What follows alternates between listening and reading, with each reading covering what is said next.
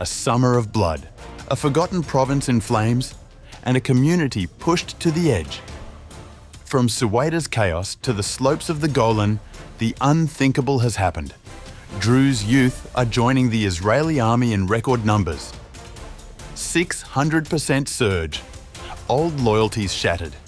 New allegiances forged in fear and fire. This is the week the Golan changed forever.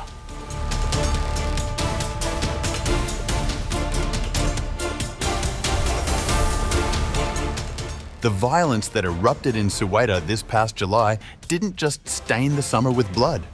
It upended the political and security calculations of Druze communities across the region, particularly on the Golan Heights. What began as a kidnapping escalated into widespread clashes involving militias, government-affiliated forces, and tribal fighters, leaving scores dead.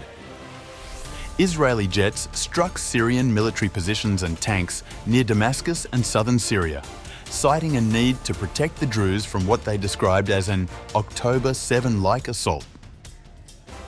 Across the Golan, the ripple effects were immediate and striking. Druze communities, long defined by a cautious distance from Israel and taboo against military service, faced a stark question.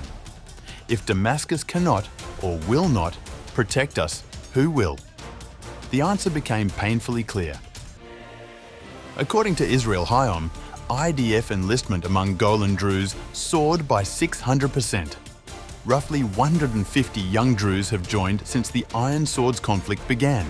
About 120 to the reserves, 30 to regular service. Previously, just 4 had enlisted. The surge extends beyond combat roles. New recruits are entering readiness courses, alpine units, and medical battalions, such as the Defenders of the Golan, signalling both depth and scale. The shift reflects a pragmatic, almost urgent recalibration of loyalty and security. Uniforms, not slogans.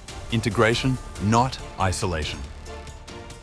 What started as Suwayda's week of bloodshed became a regional inflection point, forcing a younger generation of Druze to confront a harsh reality.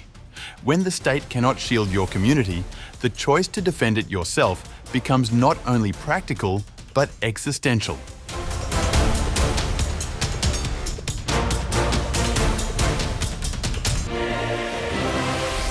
The headline that caught fire was stark. Thank you, Abu Mohammed al-Jilani. You achieved the impossible, casting the shift as a reaction to HTS-linked aggression and the Suwayda massacres. The core claim is grounded in numbers.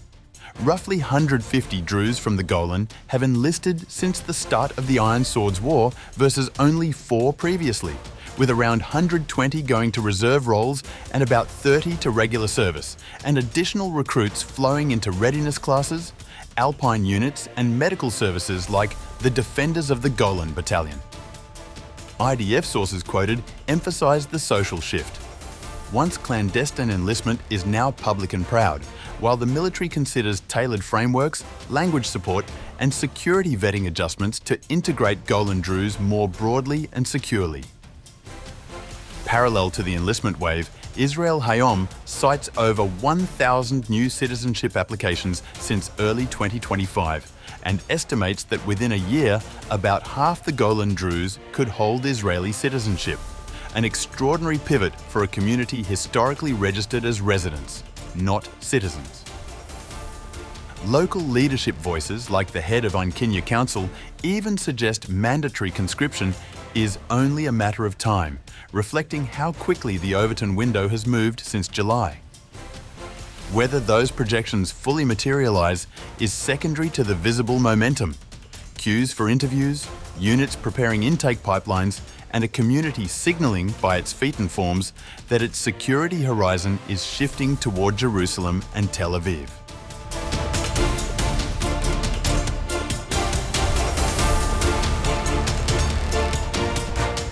To understand why this shift is happening, rewind to the chaotic week of mid-July.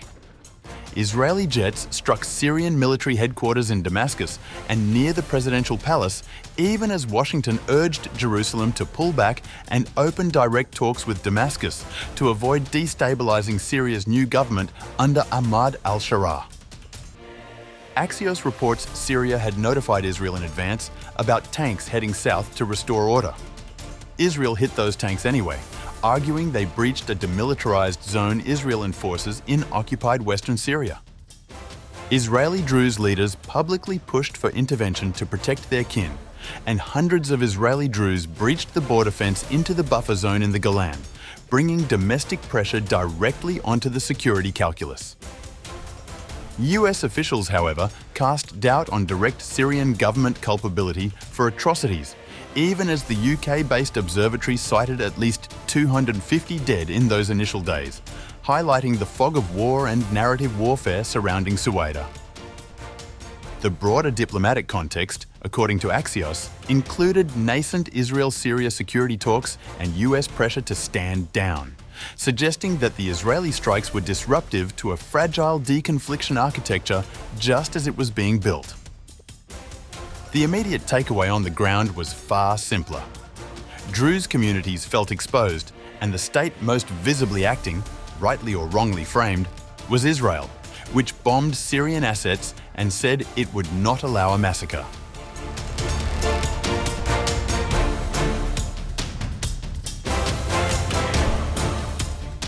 For decades, the Golan Druze maintained Syrian identity markers, avoided IDF service, and treated Israeli citizenship as a betrayal of history and family.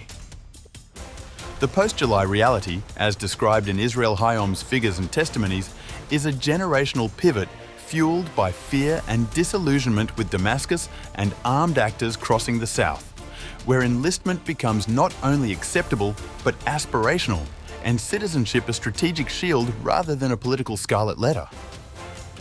Practically, the IDF is scaling training for reserve and regular tracks, expanding linguistic and education support, and considering bespoke frameworks to match security vetting and unit needs, signalling that this is not a symbolic blip, but an institutional onboarding. Politically and strategically, this realignment strengthens Israel's Druze IDF bond, complicates Syrian claims of loyalty in the occupied Golan, and creates a constituency whose security interests are aligned with Israeli deterrence on the southern Syrian frontier. It also intersects with delicate regional diplomacy.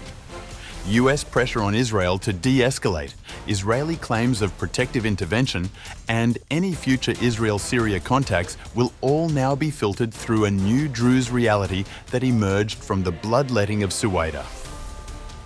As one IDF voice framed it, the numbers may be small, but the consciousness change is enormous.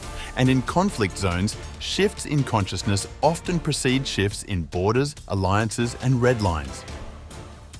If the Israel-Hayom trendline holds, the Golan could see sustained Druze enlistment, reserve integration, and a wave of new citizens, reshaping local politics, security coordination, and youth identity.